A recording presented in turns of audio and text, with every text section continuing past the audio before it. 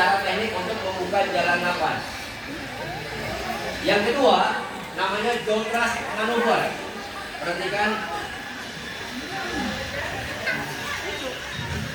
ini, jaw thrust maneuver. Ya. Oke, makasih Pak Udi. Perhatikan dulu ya Bapak-bapak, Ibu-ibu. Kebanyakan saya agak keluar sedikit dari RJP karena ini selalu terjadi di sama kita lah. Kita contohnya menemukan korban kecelakaan lalu lintas, contohnya jatuh dari motor lah. Kebanyakan yang jatuh perempuan. Ya, nah, kemudian niatnya mau nolong nih. Kasihan nih di cewek kalau di aspal, kepalanya di lantai sakit. Biasa taruh di paha atau dikasih alas tas, ya. Maksudnya orang itu mau menolong, tetapi orang itu membunuh korban secara perlahan-lahan. Tahu? Karena dia menutup jalan nafas. Nah, yang dilaksanakan tadi kembali namanya jaw thrust maneuver. Kalau ada kecelakaan, yang dilaksanakan seperti ini untuk buka jalan nafas bapak-bapak ibu-ibu. Inilah jaw thrust maneuver. Jadi kalau mau mengangkat korban, diangkat sama-sama. Ini. Harusnya dia ada spinal ya. Ini contoh cara buka jalan nafas. Terima kasih Pak Kodes. Oke, kita masuk ya di NJP. Resusitasi jantung paru ini adalah pemijatan jantung luar.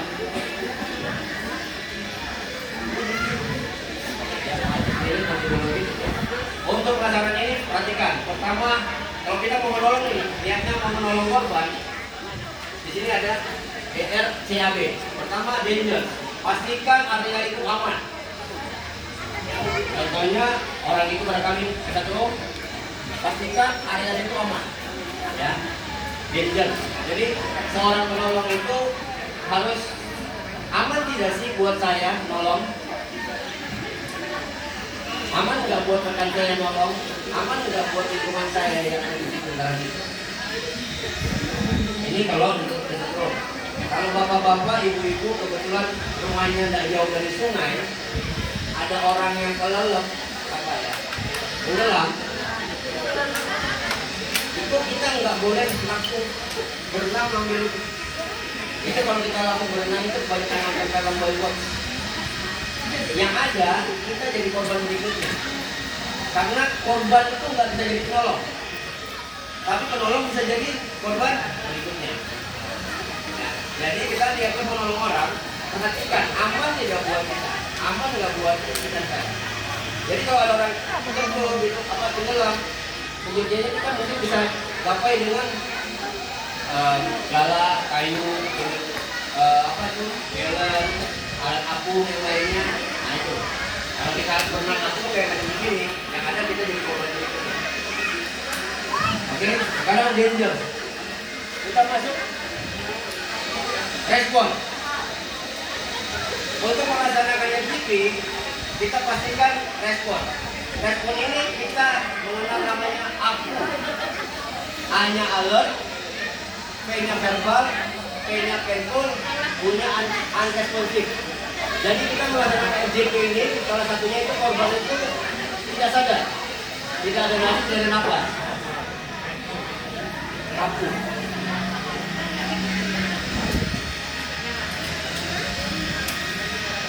Ya, oke. Kita masuk dulu ya. Angkat ini korban ya. Angkat ini korban. Rekan saya Pak Odi melihat bahwa alert. Alert itu secara sadar dia bisa melihat. Korban ini sadar tidak? Korban ini diam saja. Berarti dia tidak respon ya. Kemudian verbal. Korban ini bisa mendengar perintah kita secara sederhana atau memahami. Contohnya dengan suara terbuka. Pak, ternyata korban tidak respon. Kemudian kita masuk ke berikutnya, painful. Painful itu adalah nyeri tekan. Perhatikan, dia akan nyeri tekan untuk korban pun tidak sadar. Berarti korban unresponsive, korban tidak respon. Oke. Langkah berikutnya Selanjutnya kita ngecek, kita masuk ke sirkulasi nadi, ya. Kita ngecek nadi, kalau orang sehat kita ngecek nadinya di sini, nadi radialis. Tetapi kalau orang tidak sadar, nadi yang terbesar di tubuh kita adalah nadi di sini. Coba itu kalau pegang semuanya, pegang dulu. Jangan terasa kan nadinya? Belum dia pegang terasa. Ini namanya nadi karotis. Tapi pegangnya jangan pakai jempol ya. Pegangnya jangan pakai jempol. Pegangnya pakai. Kenapa nggak boleh pakai jempol? Karena di jempol kita ini ada nadi. Jangan nanti pada saat orang tidak sadar kita pegang pakai jempol, oh ada nadinya ini. Padahal nadinya kita sendiri. Ya. Pertama, kalau orang dewasa kita pegang namanya nadi karotis di sini. Tetapi kalau bayi, nadi brachialis di sini. Ibu kayaknya banyak juga nih kalau di sini bayi. Nih, brachialis namanya. Untuk bayi ini. Oke. Kemudian kita ngecek nadi sekaligus dengan napas. Napas orang normal itu 12 sampai 20 kali per menit. Jadi kalau ibu nahan napas ya 15 detik lah. Napas itu bisa dilihat, napas bisa dilihat dari gerakan itu. Orang yang bernapas normal, dada sama perutnya akan naik turun. Oke? Dia bisa dirasakan. Napas bisa kita rasakan kan? Biji kita mendekati. Jadi lihat Pak Kolis, dia akan mengecek nadi dan napas LDR, lihat, dengar dan rasakan selama 10 detik. Pandangannya ke dada. Oke? 1, 2, 3, 4, 5, 6, 7, 8, 9, 10. Ternyata korban tidak ada nadi dan tidak ada napas. Setelah dilakukan pengecekan sama Pak Polis, korban tidak ada nadi dan tidak ada napas. Oh, bukan berarti tidak ada nadi dan ada napas. Meninggal ini. Nah, dan itulah waktu-waktu emasnya kita yang di rumah mungkin ya, bapak-bapak ibu-ibu begitu menemukan hantu, anggaplah dia jatuh, gak ada nadi, gak ada napas. Udah, jangan panik. Langkah inilah yang harus kita laksanakan pertama. Tidak ada nadi, tidak ada napas.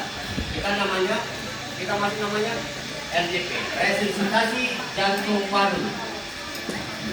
Sebelumnya kalau kami menolong ya, kami biasanya menemukan korban, makanya setelah dinner kami minta izin, boleh nggak saya nolong korban? Itu kalau kami. Tapi kalau ibu di rumah tangga, bapak-bapak di rumah, kalau saya kan ketemu di jalan, ketemu korban nih, saya tanya, boleh tidak saya tolong? Kalau di rumah boleh, saya tidak akan tolong. Karena tidak mau jadi bawa kesiangan. Kalau saya tolong ternyata dia tidak ada, kami jadi tutup. Tapi ini kita bicara kalau kita di rumah sendiri ya. Kita laksanakan RJP. Yang pertama, kita expose pakaian korban. Kita expose, kemudian buka dadanya, ya, supaya kita bisa lihat dadanya sama perutnya kalau dia bernafas. Kemudian kita tentukan titik tekan. Perhatikan bapak-bapak ibu-ibu, tentukan titik tekan. Ada beberapa metode untuk menentukan titik tekan. Pertama, ini namanya tulang sternum. Perhatikan di sini. Ini ada tulang squid. Ya, tulang sternum ini, tulang squid atau tajuk pedang. Setengah bawah tulang squid. Perhatikan di sini. Jangan saya. Begini, inilah titik tekan. Coba lihat Pak Kolis. Ini cara pertama untuk menentukan titik tekan, ya. Tulang sternum, tulang squid, tengah bawahnya. Ada di sebelah kiri. Perhatikan, ini satu. Yang kedua, dari tajuk pedang atau tulang squid dua jari di atas tulang sikoid, itulah posisi titik tekan.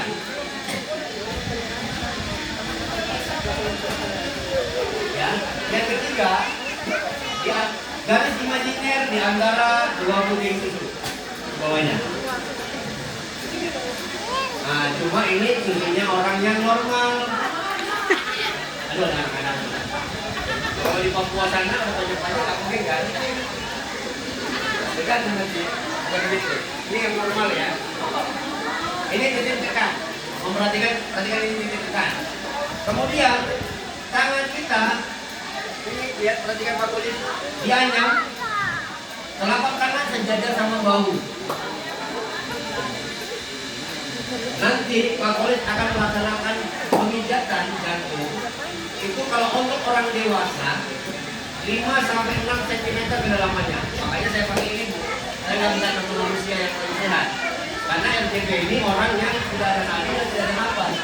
Kalau orang yang ada nadi dan nafas, nggak boleh dilaksanakan ini. Makanya saya pakai manikir.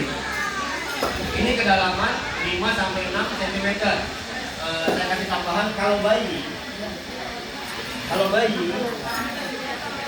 2,5 cm, tetapi pijatannya bukan ini, keras.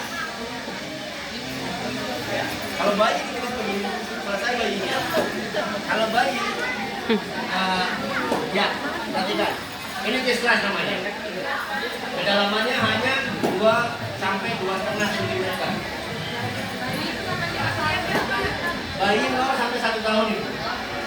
Kalau 1 sampai 10 tahun sudah masuk di anak-anak, dia 4 cm. Dewasa, ya, anak-anak pakai. Perhatikan. Ini ada hitungannya. 30 kali kompresi, 2 kali ventilasi. Maksudnya 30 kali pijatan, 2 kali tiupan. Nah, kalau gimana ya? Napas bantuan itu, kalau dengan sekarang yang kita dari tentang kesehatan, lagi hanya seperti COVID, dulu termasuk korban yang kemarin yang MD waktu saat gayu, itu saya mau coba. Jadi cara kasih napas bantuan itu dari mulut ke mulut atau mulut ke mulut. Bisa dari mulut ke hidung dan mulut. Itu untuk bayi. Jadi kalau bayi, nah kita kasih napas bantuan itu, kita kumpul nih, hidung sama mulutnya sekalian. Nah, saya tambahin bayi, Bu, ya, tambahin bayi karena banyak muda ini. Saya tambahin bayi. Kalau di kami itu bayi itu materinya yang lanjutan. Saya tambahin bayi. Itu mulut dan hidung dan mulut itu pusat sekalian. Tapi napasnya enggak. Dia hanya napas yang tertinggal di mulut. Bahasa beraunya small pop. Enggak. Napas yang tertinggal di mulut kita ya. Itu untuk bayi. Ya. Kemudian kita bisa pakai BPM. Ini.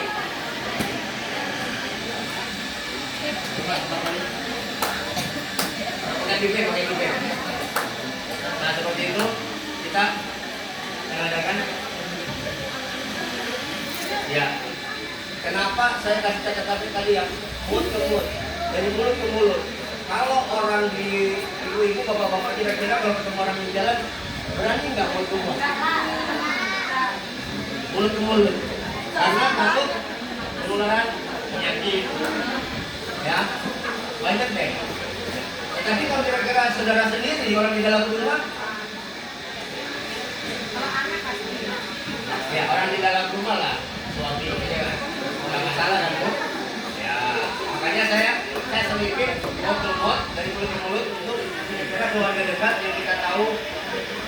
Nah, tapi kalau untuk orang luar, jangan deh, ya, jangan.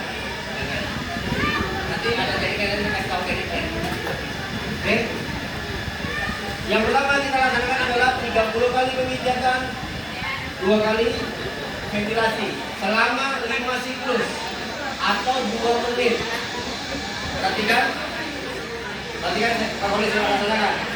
1, 2, 3, 4, 5, 6, 7, 8, 9, 10. 1, 2, 3, 4, 5, 6, 7, 8, 9, 2. 1, 2, 3, 4, 5, 6, 7, 8, 9, 3. Kenapa di rumah? Apa di 30 rumah? kali kompresi, 2 kali ventilasi.